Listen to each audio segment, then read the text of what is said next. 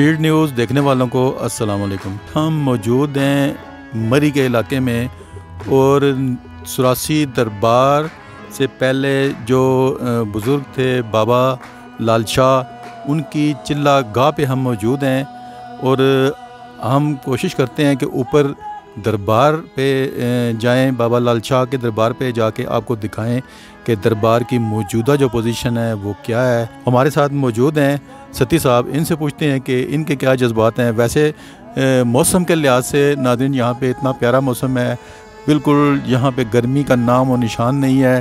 یقین کریں کہ ہلکی ہلکی ٹھنڈ لگ رہی ہے ہمیں، اور بہت پیارا موسم ہے مری کا۔ صاحب یہ بڑا اچھا موسم ہے، آج موسم بارش کا بنا ہوا ہے، اور بارش بھی ہے، بادل نکلے ہوئے ہیں، اور ٹھنڈک بھی ہے۔ ابھی لگتا تو اس طرح لگتا ہے سویٹر پہننے چاہیے، سردی بھی ہے۔ تو یہ جگہ جو ہے، یہ لال شاہ صاحب سرکار ہیں جو جنہوں نے چیلا کاٹا یہاں پہ اس ٹائم جب یہ بل کو پورا جنگل تھا۔ اب یہاں سے کچھ فاصلے پر نیچے جائیں گے تو وہاں پہ دربار ہے ان کا، جہاں پہ لال شاہ صاحب سرکار کا سراسی میں۔ تو ستی صاحب کیا خیال ہے کہ اب اوپر اپنے ناظرین کو ہم لے کر جائیں سراسی دربار پہ؟ تو چلیں ناظرین، ہمارے ساتھ ہی رہیے گا، چلتے ہیں سراسی دربار بابا لال شاہ۔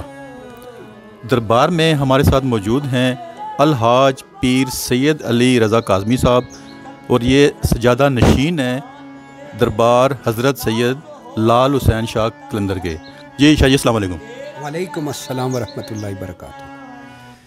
ماشاءاللہ الحمدللہ رب العالمین والعاقبۃ للمتقین والصلاۃ والسلام علی سید الانبیاء والمرسلین۔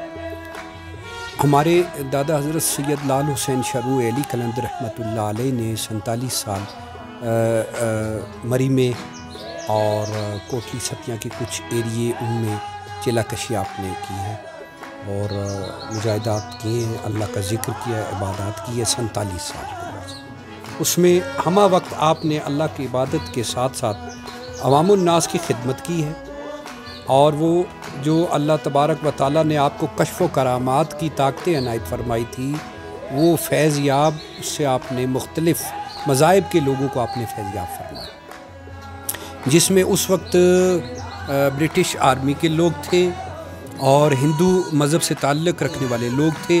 وہ آپ کے دستے بیعت ہو کر اسلام میں داخل، اور انہوں نے کلمہ لا الہ الا اللہ محمد رسول اللہ پڑھا۔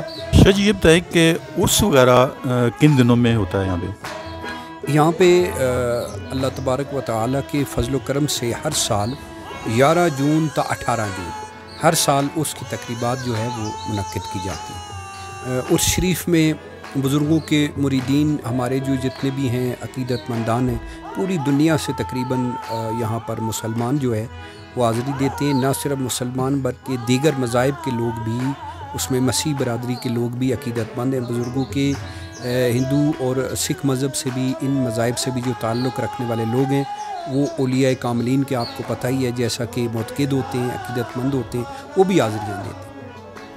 اچھا یہ بتائیں کہ دربار کو مزید کوئی توسیع یا اس کی بہتری کے لیے کوئی آپ کے ذہن میں پلان ہے؟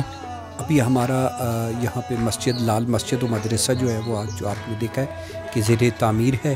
اس کی 1-2 سٹوریز جو ہیں وہ کمپلیٹ ہو گئی ہیں، ایک مزید ہم نے اور کرنی ہے۔ تو انشاءاللہ یہ ہمارے جو اس میں ہیں تعمیر و توسیع، چونکہ پہاڑی علاقہ ہے لیکن جگہ جو ہے یہاں پر ہموار پلین کم ملتی ہے، لیکن اس کے باوجود یہ اللہ کے فضل سے ہمارا یہ کام جو ہے وہ شروع ہے، اور مزید بھی انشاءاللہ کریں گے۔ زائرین کو کیا پیغام دیتے ہیں؟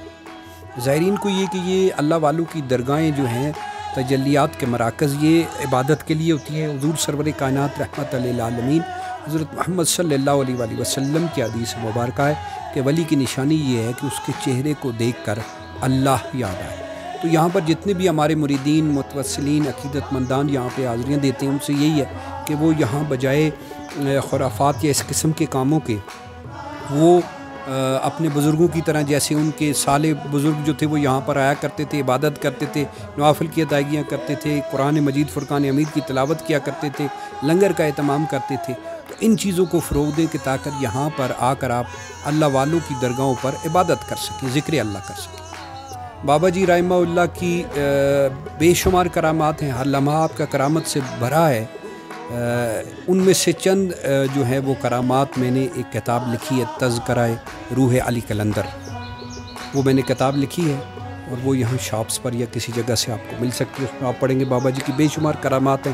سب سے بڑی آپ کی کرامت یہی تھی کہ آپ جو دیگر مذاہب سے لوگ تھے وہ بزرگوں کو دیکھ کر ہی کلمہ پڑھ لیتے تھے، اور ان کا دل یہ گواہی دیتا تھا، ایمان یہ شہادت دیتا تھا کہ اس برف میں ایک ناتواں شخصیت، ایک معمر شخصیت، ایک بزرگ شخصیت جو بہت زیادہ ایجڈ ہیں، اگر وہ اس برف میں بیٹھ رہے ہیں تو یہ اللہ کے فضل اور اللہ کی عطا کرتا طاقت اور حضور سرور کائنات رحمت للعالمین آپ کی نگاہ کرم کے صدقے سے ہے.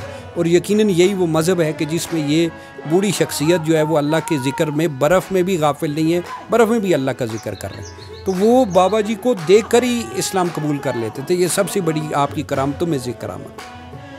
اچھا جی، کافی دور دور سے زائرین آتے ہیں دربار پہ، تو ان کے لیے کوئی رہائش وغیرہ کا سسٹم ہے یہاں پہ؟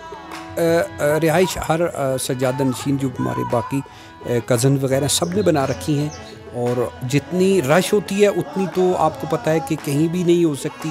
تو بس یہ ہے کہ ہمارے پاس کچھ 100 جو ہیں سینکڑا مریدین ہوں ان کے لیے ہے، لیکن چونکہ یہاں پر لاکھوں مریدین آتے ہیں تو ان کے لیے کمپلیٹ وہ سیٹ اپ تو کسی دربار پر نہیں ہے، پاکستان میں کسی جگہ بھی نہیں ہے. بہرحال انشاءاللہ ہمارے پاس ایسا سیٹ اپ موجود ہے کہ جو عام دنوں میں جو ہمارے زائرین آتے ہیں ان کو اکاموڈیٹ کر سکتے ہیں.